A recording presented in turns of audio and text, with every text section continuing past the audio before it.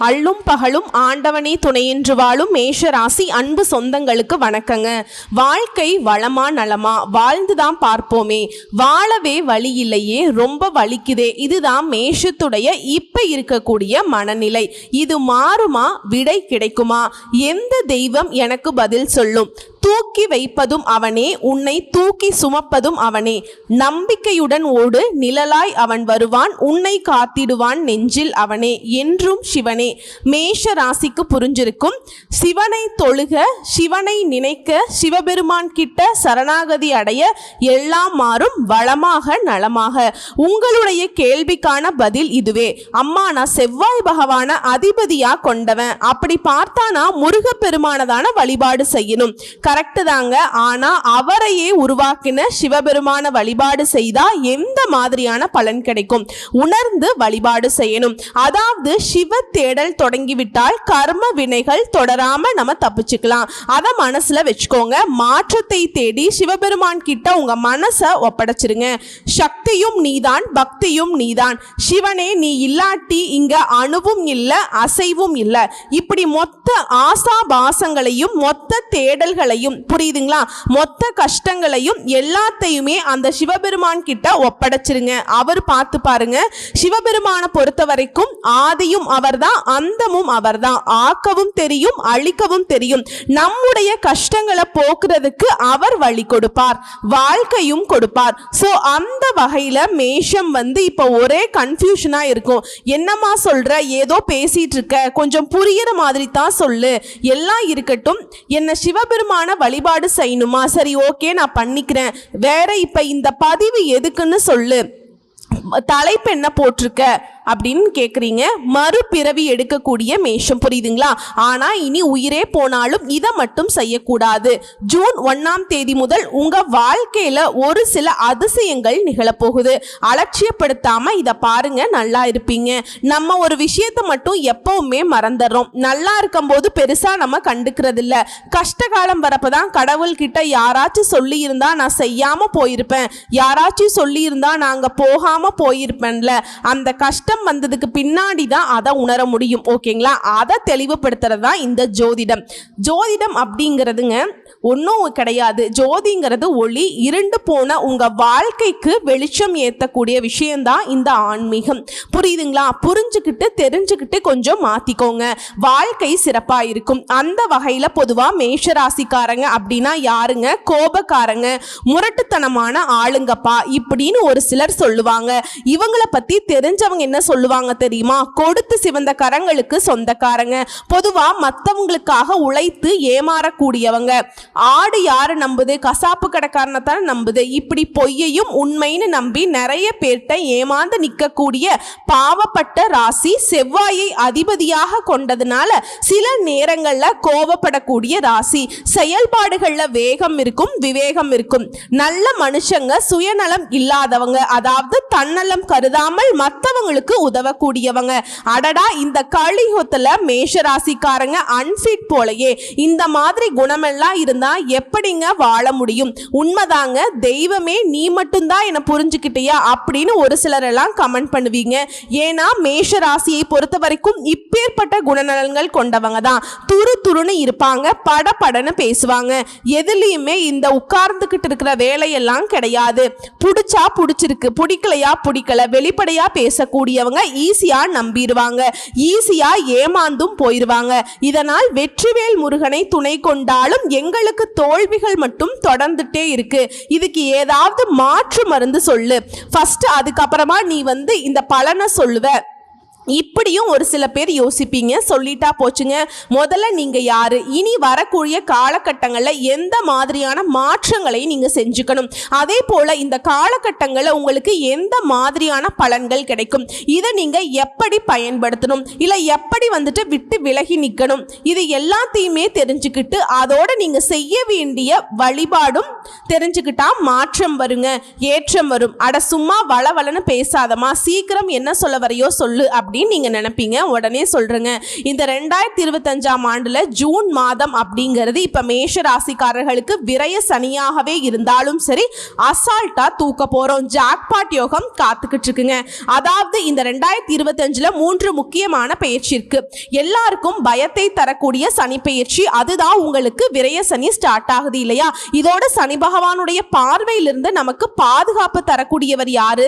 தேவர்களுக்கெல்லாம் குருவாக இருக்கக்கூடிய குரு பகவான். அவருடைய பயிற்சி கட்டாயமா இவர்கிட்ட இருந்து நமக்கு ஒரு பாதுகாப்பு கிடைக்குது. இதோட ராகு கேது இவங்க யாரு? நிழல் கிரகம். இவங்க நல்லவங்களும் இல்ல கெட்டவங்களும் இல்ல.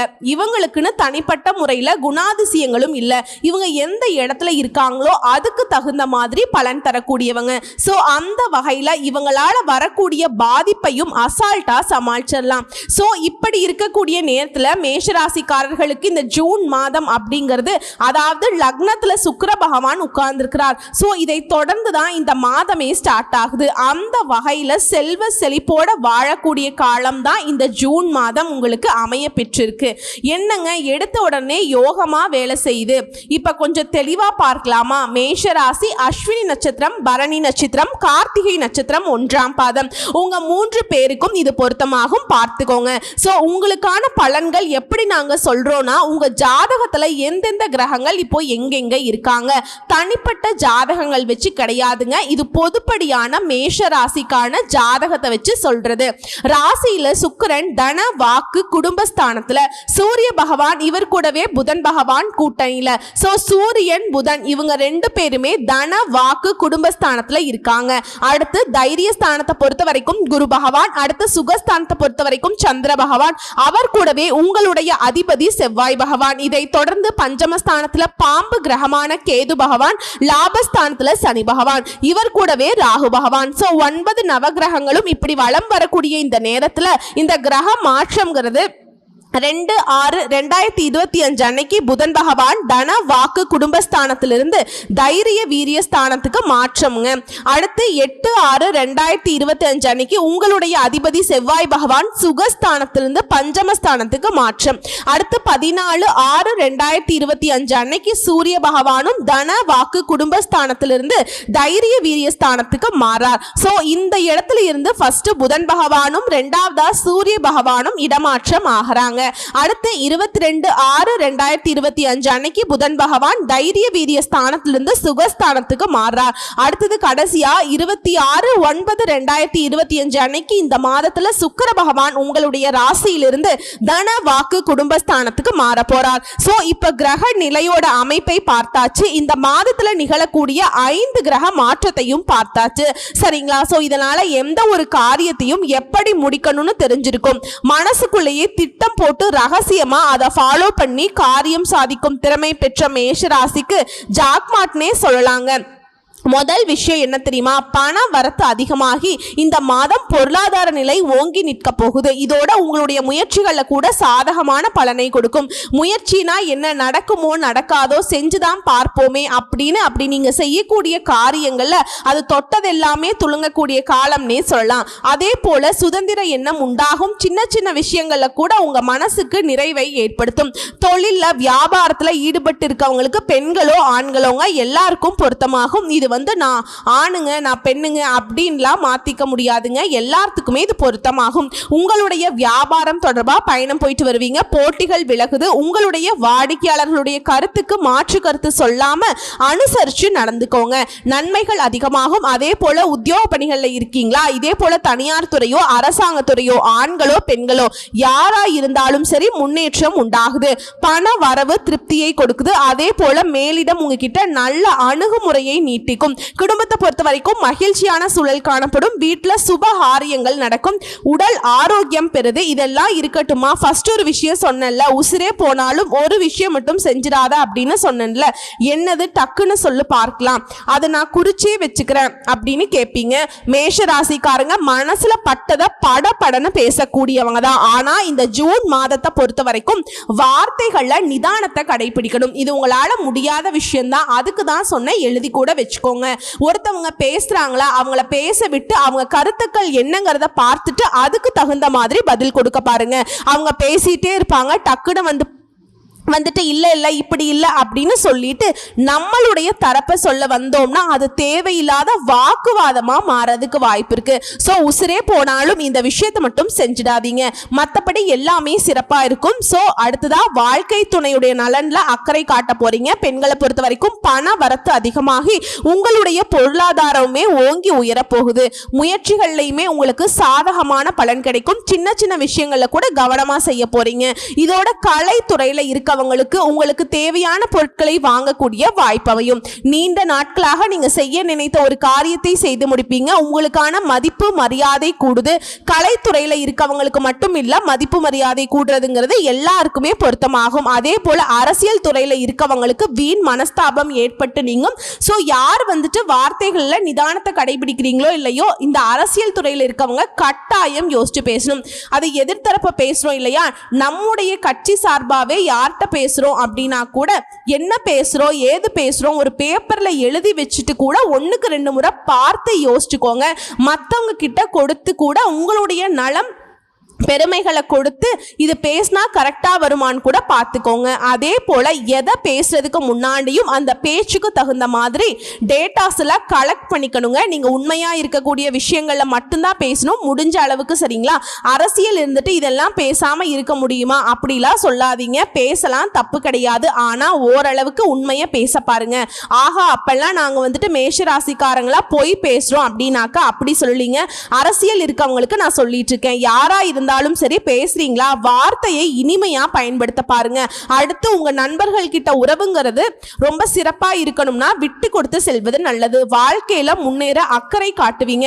மனசுல துணிவு அதிகமாகுது. பண வரவுங்கிறது நீங்க எதிர்பார்த்தபடியே திருப்திகரமா இருக்கும். அடுத்து மாணவர்களை பொறுத்த வரைக்கும் சக மாணவர்களுடைய கருத்துக்களை கூறாம அனுசரிச்சு நடந்துக்கோங்க. சுமூகமான சூழல் ஏற்படுத்திக்கோங்க.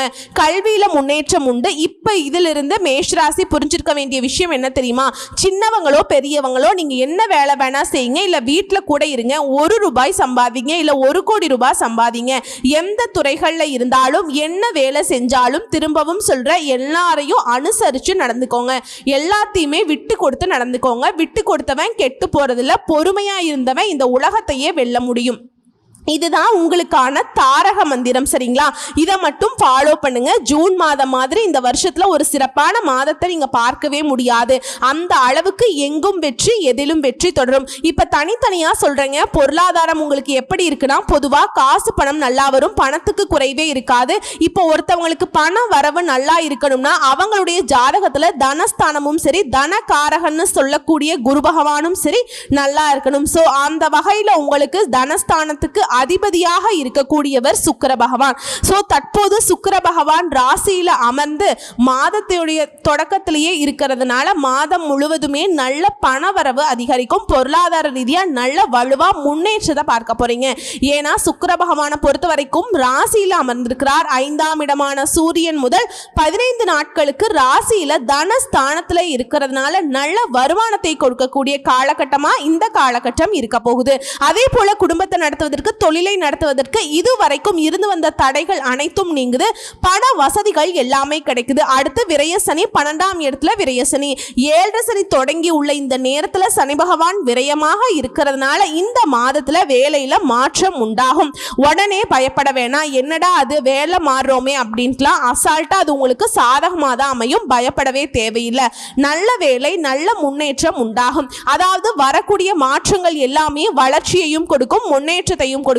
புதிய தொழில் ஆரம்பித்து முன்னேறக்கூடிய காலகட்டமாக கூட இந்த காலகட்டம் இருக்க போகுது. அடுத்து திருமண யோகம். 7ஆம் இடம் அப்படிங்கிறது திருமணத்தை குறிக்கக்கூடிய ஸ்தானம். மேஷ ராசிகளுக்கு 7ஆம் இடத்துக்கான அதிபதி சுக்கிரன். சோ சுக்கிரனுடைய அருளாசியினால திருமண யோகம் கூடி வருது. பெண்களுக்கெல்லாம் மனசுக்கு பிடிச்ச மாதிரி மணமகன் அமைவாரு. அப்ப ஆண்களுக்கு அமைதியானதாங்க, உங்களுக்கும் தாங்க அமைதியா சூப்பரான உங்களுக்கு மனசுக்கு பிடிச்ச மாதிரி எல்லா வரணும் அமையுங்க. அதாவது ராசிநாதனாக இருக்கக்கூடிய செவ்வாய் ஜூன் மாதத்துல முதல் 7 நாட்கள் நீச்சமாய் இருக்கிறார். 8ஆம் தேதி பூர்வ புண்ணிய ஸ்தானத்துக்கு போறாருங்க. அது 8ஆம் தேதிக்கு மேல திருமணம் சம்பந்தப்பட்ட எந்த காரியம் வந்தாலும் சரி நல்ல வரன் அமையும், நல்ல கணவர் அமைவாரு, நல்ல மனைவி அமைவாங்க, அருமையான வாழ்க்கை துணை அமைய கிடைக்கும். ஆண்களை பொறுத்த வரைக்கும் யோகம் நிறைந்த மனைவி அமைவாங்க. காதல் உறவுகள் எல்லாம் வளரக்கூடிய நேரங்க இது. அடுத்து மாணவர்களுக்கு, பள்ளி செல்லும் மாணவர்களுக்கு அருமையான மாதமாய் இருக்க போகுது.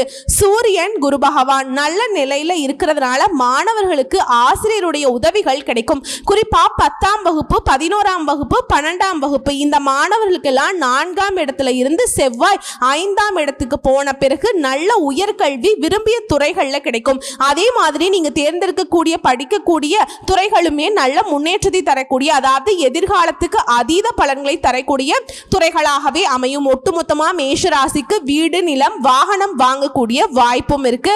மகிழ்ச்சி கொடுக்கக்கூடிய மாதமாகவும் இருக்குங்க.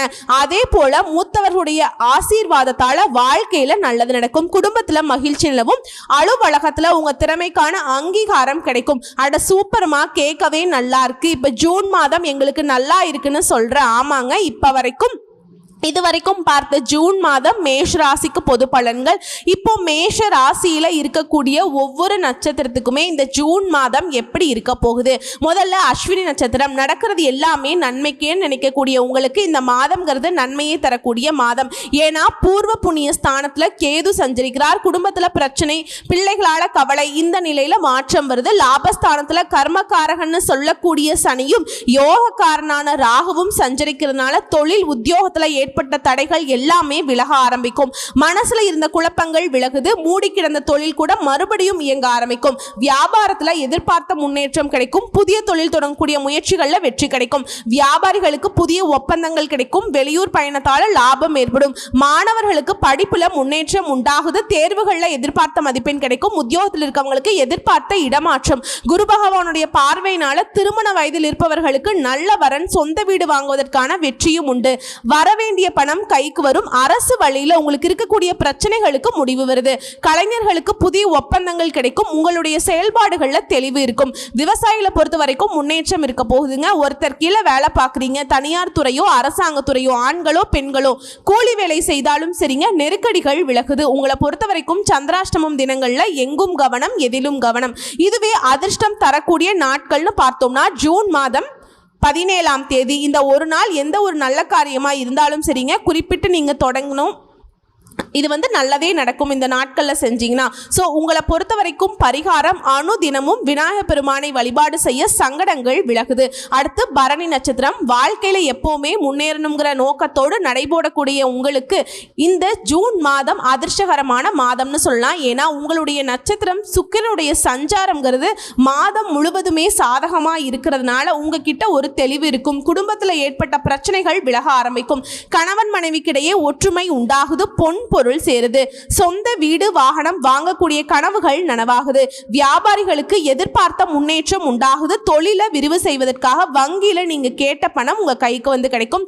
திருமண வயதில் இருப்பவர்களுக்கு நல்ல வரன் அமையும். சேமிப்பு உயரும். பூர்வ புண்ணிய ஸ்தானத்துல சஞ்சரிக்கக்கூடிய கேதுவால குடும்ப சொத்துக்கள் இருந்த பிரச்சனைகள் விலக ஆரம்பிக்கும். எதையுமே பேசி தீர்க்க பாருங்க. குழந்தைகள் மீது அக்கறை எடுப்பீங்க.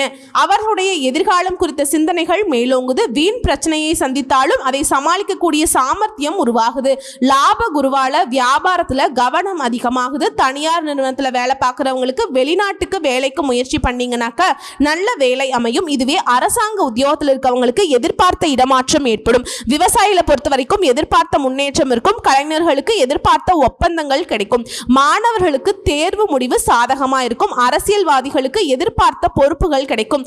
தொண்டர்களோட பலம் கூடுது. அடுத்ததா உங்களை பொறுத்த வரைக்கும் சந்திராஷ்டமம் தினங்கள்ல எங்கும் கவனம், எதிலும் கவனம். இதுல அதிர்ஷ்டம் தரக்கூடிய நாட்கள்னு பார்த்தோம்னா ஜூன் மாதம் 16, 19 இந்த 2 நாட்களை உங்க தேவைக்கு, உங்க நல்ல காரியங்களோட தொடக்கத்திற்கு பயன்படுத்திக்கோங்க. நல்லதே நடக்கும். உங்களை பொறுத்த வரைக்கும் பரிகாரம் அனுதினமும் துர்க்கை அம்மனை வழிபாடு செய்ய துன்பங்கள் விலகும், நன்மைகள் உண்டாகும்.